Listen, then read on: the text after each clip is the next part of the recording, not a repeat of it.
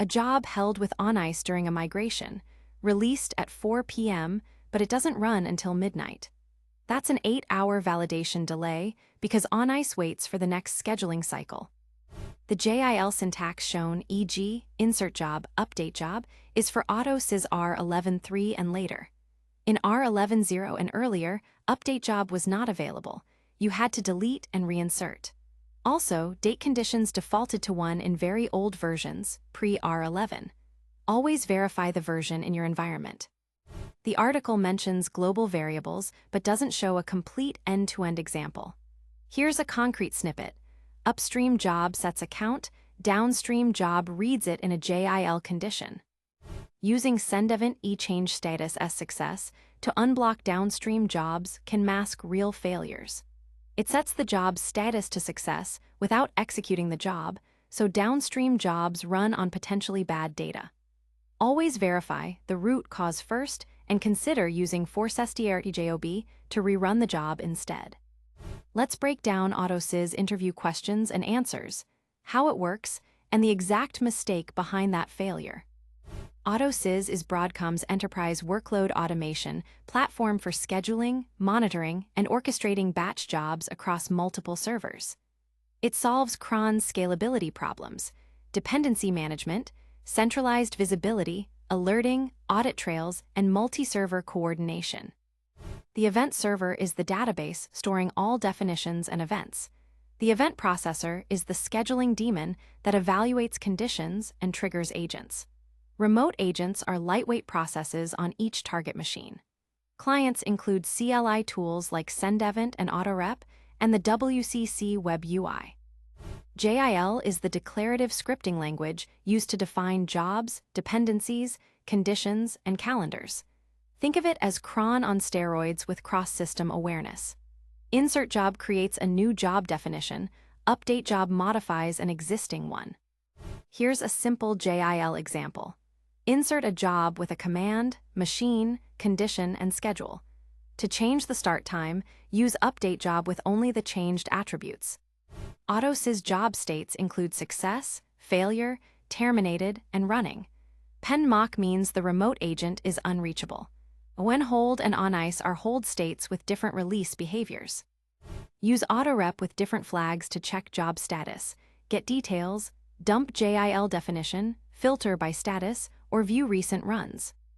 When a job shows PendMock, first SSH to the agent machine. Check disk space with DFH, full disk is the one cause. Then check if the agent process is running and test network connectivity on port 7520. Run these commands to diagnose PendMock. Check disk space, agent process, port connectivity, and use AutoPing for an AutoSys-specific connectivity test.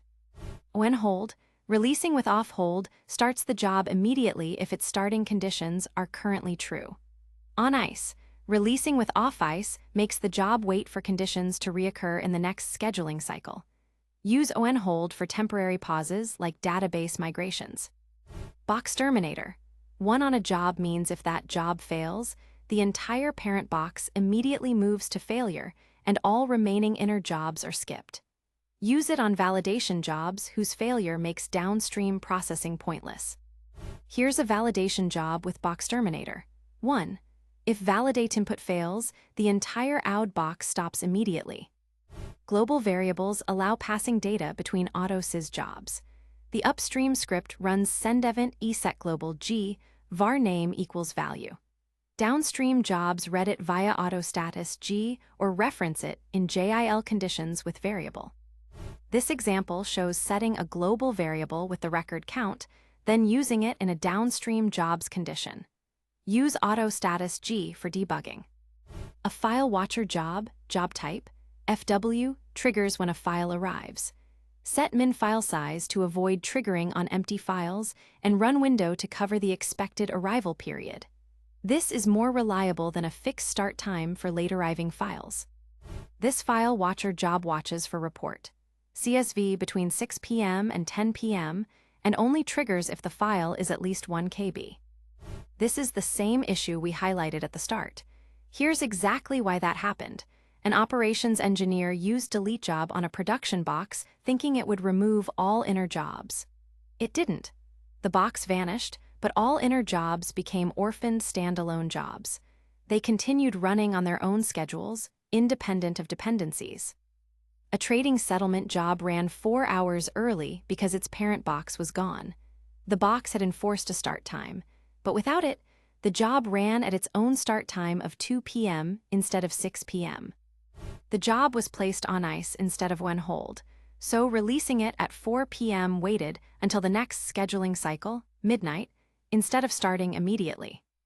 The fix was to regenerate the box definition from backup using autorep J%Q, which had been saved. Then reinsert the box with insert job and reassociate inner jobs by setting their box name attribute. The key lesson: always have current JIL backups and use delete box to remove a box and its children. Delete job on a box removes only the box container, leaving inner jobs as standalone. They continue running on their own schedules, independent of dependencies.